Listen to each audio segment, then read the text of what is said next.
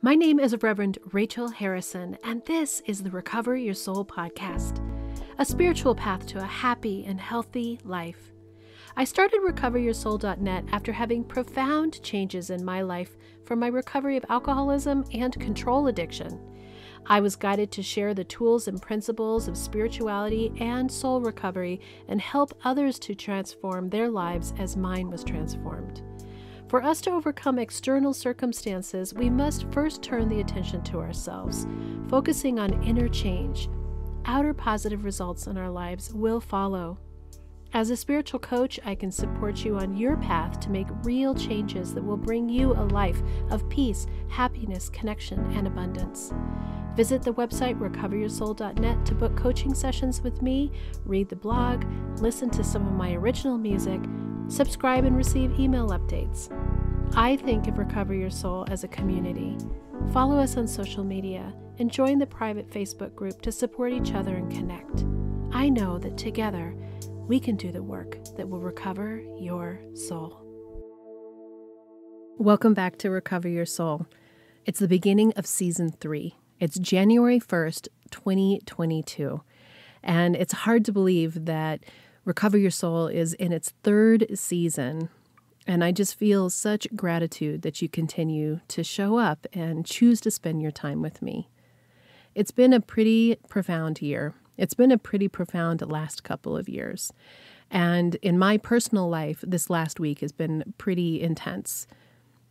Just this last week, I live in Louisville, Colorado, and there was a brush fire that, along with 100-mile-an-hour winds, quickly moved into a suburban, urban area and burned over 1,000 homes.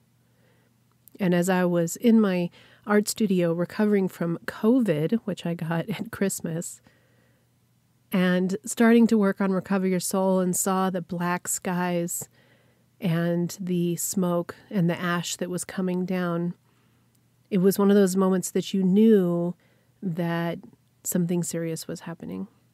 And my mother called me, who lives in town, and she said, I'm going to start to pack up some things. And I never thought that we would ever have to deal with this. And so, unfortunately, I didn't take it as seriously as I wish that I had. But luckily, my mother did. And she packed up her most prized possessions, which are very few compared to what she has accumulated in all the years that she's traveled the world and been an artist.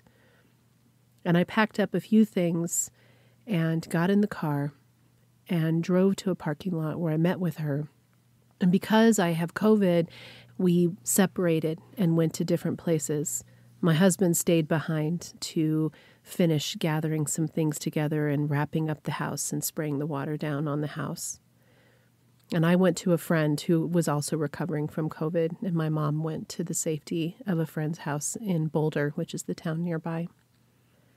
And little did we know that 1,000 homes would be lost that day, including my mom's beautiful home.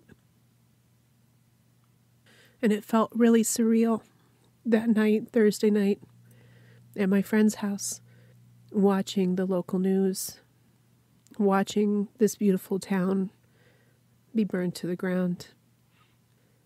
And my mom actually went back into the area that evening and went and witnessed the destruction of her neighborhood.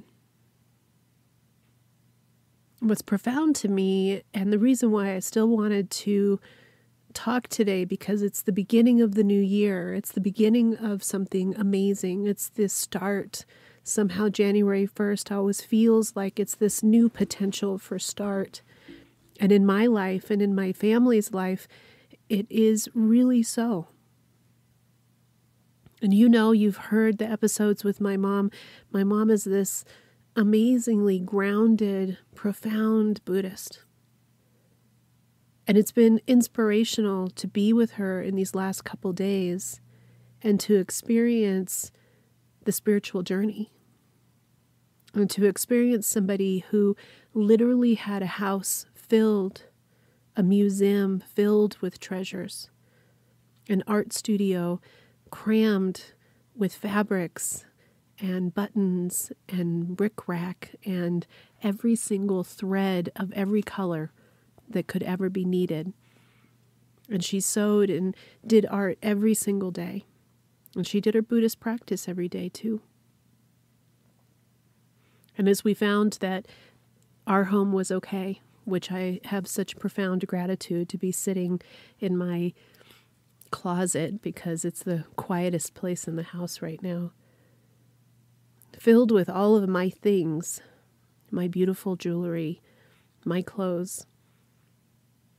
I have such a gratitude for the beauty of it, and yet I am really in touch with the impermanence of our life and this trajectory that we've been on with Recover Your Soul to move away from the circumstances in our life and into a place where we are connected to spirit, where we're connected to our higher power, where our connections with other humans, where our connection with ourself is our priority over our outside circumstances. And to be present with my mom, who has just gone through this experience, and witness her ability to just be in the now and to have the grief and the sadness of the loss, and yet to be present right now with the knowing that her health, her life, her connection with her family, and the belongings that now fit in a car are all that she needs. I feel so blessed to be back home in my house that has power but no gas, and the sound of space heaters running all over the house that were part of the whatever you need at our local YMCA. And it's given me real pause to really think about this new year and the gratitude that I have for the appreciation that I have of my life. And I listened to last year's New Beginning podcast this morning, and it's so incredible to me to think about how this spiritual practice, this journey of stopping letting myself be taken down by drinking, letting go of the need to be codependent and in control of the people around me, and to continue to work on a place where internally I find my peace. And that now in this moment, in my family, in my life, those fruits have come to blossom for me. And that I feel this immense sadness, which you heard earlier. And yet I feel this knowing that it's okay. Knowing that this too is part of the process, that this too is part of living, this too is part of the human condition, and it doesn't mean that it's not going to be hard. One of my good friends and one of the girlfriends actually who was on a podcast earlier, Kayla, she and I were talking on the phone a couple weeks ago, and she said, hard isn't bad. Hard is just hard. And I feel like I'd heard that before, but right at that moment, that stuck and sunk into me in a way that I needed in my life. That sometimes we think that hard is bad, that we can't do hard. But the truth is, living isn't easy. Being human beings in spiritual selves, in these human being bodies, in this life that is so complex, is hard. And there's so much joy that also comes. There's so many beautiful, beautiful moments of connection and laughter and excitement and exhilaration and passion and pure, unadulterated love and joy. But it also comes with the hard stuff. And as our town looks at losing 1,000 homes, that's a lot of loss. It's hard to even imagine. And I haven't yet gone up to look at the burn scars, but my husband did. And as he took pictures of what was once my mom's beautiful neighborhood and beautiful home, and there's nothing but ash and foundation as far as the eye can see. you realize that it all can be gone in an instant. And our gratitude at this point for what we know is that there were no lives lost. And that is really profound. And it makes me think about all of the days that I have that are these beautiful days now that I've gone through soul recovery, where most of my days are filled with contentment and happiness and a joy to wake up and see what happens with the day. And I know that somewhere else in someone else's world, they too are going through suffering. And as we've talked about before, we can get overwhelmed in the desire to fix and take on that hurt that's happening for the people around you. And you can even be tempted to take on the pain and the hurt of what's happening in my life right now. But it isn't yours to take on. That's what I've been teaching. And I can be present for my mother, and I can be with her, and she is such an inspiration, and I will be present for those in our community as they go through the loss. But I don't have to take on that deep piece of real helplessness that is not helpful for anyone. We can hold space and be present for and love and connect and ask, what do you need? How can I be of service? How can I be there for you? And not take on those emotions as if they are our own. The truth is, our own emotions are enough for us to learn how to have and not have them overtake us. I think when I look back at what's happened in my life, and even going back just to Christmas, my boys were coming into town. We were very excited for them to come into town. I always have this piece of me now that is mindful of not getting too caught up in expectation, of using the practices that we've learned to be present, to be in the moment, to be of love, to be of connection, and to not have in my mind how I think it's all going to go. And actually to allow it to not go great if it's going to not go great. And so the boys arrived, and as soon as they arrived, it turned out that I had been exposed to COVID in a pretty extensive way in preparation for Christmas Eve at our church, along with a whole bunch of other people. And we'd all followed the protocols and been careful, and many people had been testing. I had tested the week before. And what it taught me in that situation is, again, we can try to hold on so tightly to what we think and how we think it's going to go, and it doesn't necessarily move in that direction, that we have to allow the what is. And so as the week went on, and what I thought was a cold tested to be positive for COVID on Christmas Day, and I went downstairs by myself with my house filled with my family and isolated for the safety of my family. I was really sad for a moment. And I leaned back and I thought, what do I need right now? How can I be compassionate to myself right now? What do I need in this situation? And what I realized is I just needed to be present and to allow myself to just be sad and allow myself to just rest. And in the resting, what I heard and what ended up happening was my family missed me, but they had their own experience with their dad. And the boys had their own interactions, and we booked flights for them to go home early. But they had an experience that was different than maybe what I had thought that I was going to have in my mind with them for Christmas. But it was an experience that was still about connection, and it was still about doing what is happening in that moment without a whole bunch of resistance and a whole bunch of resentment over it not turning out the way that I thought it was going to turn out. And then after they left, and as I was down in my room isolating and with such gratitude that I had fairly mild symptoms, you can probably still hear it in my speaking, but mostly just like a cold. Sometimes a not really good cold, but, no fever, no aches, no real sore throat.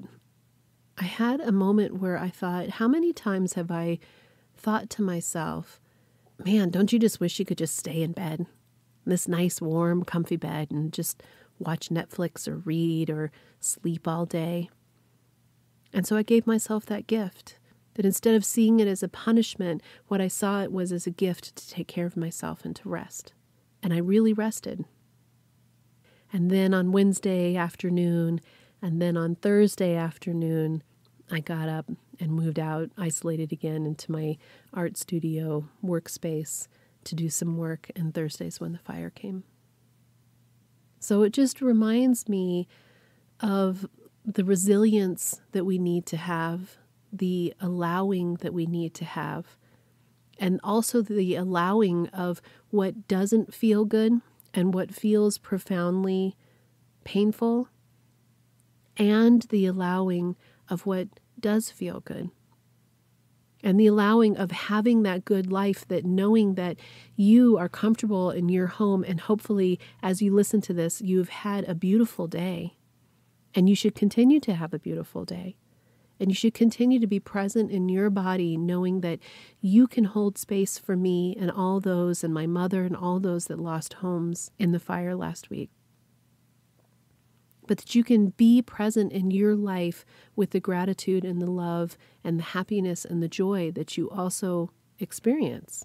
And I think if we work on our soul recovery work, what we're looking at is that we can do that in the large scale of the world, and we can do that in the small scale of our lives, where we, doing our soul recovery work of letting go of our need to be checked out with a substance or a behavior, being checked out of our lives, wanting to control, letting go of the codependence and the untreated issues of control addiction, and move to a place where that focus is on ourselves. The mirror is on ourselves. Our soul recovery work is on ourselves.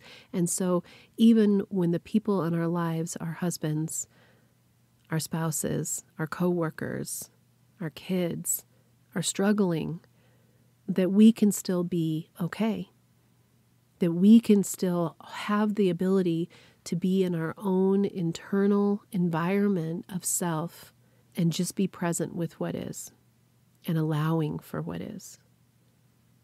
Even just a few days since the fire, and sitting with my mom and talking to her and listening to her incredible, which when she's ready, we'll do a podcast and she can share this experience with you, her incredible ability to just be here now and to let go of all these things that you can identify with as yourself is incredibly inspiring for me for soul recovery. Because the circumstances in our lives that we so often want to be different so that we can be okay, we don't have any control of any of those things. We don't have control of any of that. We don't have control of people. We don't have control of weather. We don't have control of fire. So the more that we do this work, the more that we connect with our higher power, the more that we expand our thinking into the awareness that our thoughts are powerful, that we create our life with the thoughts that we think, we can be healthier and happier. Our bodies are healthier. Our minds are healthier. Our souls are healthier. And through that comes contentment and happiness. And through that comes connection to the people in your lives. And through that, you inspire others to make changes in their lives that allow them to feel the same. Being human is not easy. It's complicated. But it's a gift. And there are moments when I think to myself, why do we do this? There's plenty of moments in my life that still come, and I had a dark night of the soul in the COVID isolation. And then it's amazing how sitting with my mom and hearing her strength and her belief that something is going to come from this, that we don't even know what it is, and we'll look back and say, wow, that actually ended up being a gift. It's such an inspiration of the beauty of this journey. So how profound that we're beginning season 3. And we are starting with this profound happening in my life, in a lot of other people's lives, in the world, in so many ways. And we keep hoping that COVID's going to come to an end, and it's changing rapidly, constantly, all the time. And my hope is that we continue to thrive, that we continue to change, that we continue to be resilient and learn new ways of being and accepting of what these new ways are, connecting with each other, allowing our vulnerability and our love and our awareness of connection with self and others to be the priority. And this season is going to be one of continued growth for all of us. At the end of last year, when I was doing the 2 podcasts a week, I loved doing the 2 podcasts a week, but it is a lot of planning and recording and editing and getting everything loaded and done. And what I came to is a realization that I want to always be providing the Monday podcast. So you can count on the Monday podcast on all of your favorite platforms. And then there are platforms available that will help support me and Recover Your Soul and help make this an income for me. And I know many of you have been so generous and made donations on the website. And as I move forward, it's important that I follow my dream, which is to have Recover Your Soul be able to be my job. Rev Rachel be able to be here for you in so many different capacities. And so I'm moving to a subscription platform on Apple Podcasts, which I'm currently working on. And I've set up a Patreon account that is live now. And what those 2 platforms will do is if you want additional content, if you want to listen to more Recover Your Soul with bonus episodes, you can support me by subscribing on the Apple Podcasts or choosing the Patreon account, which allows you to actually do a larger amount if that feels comfortable to you.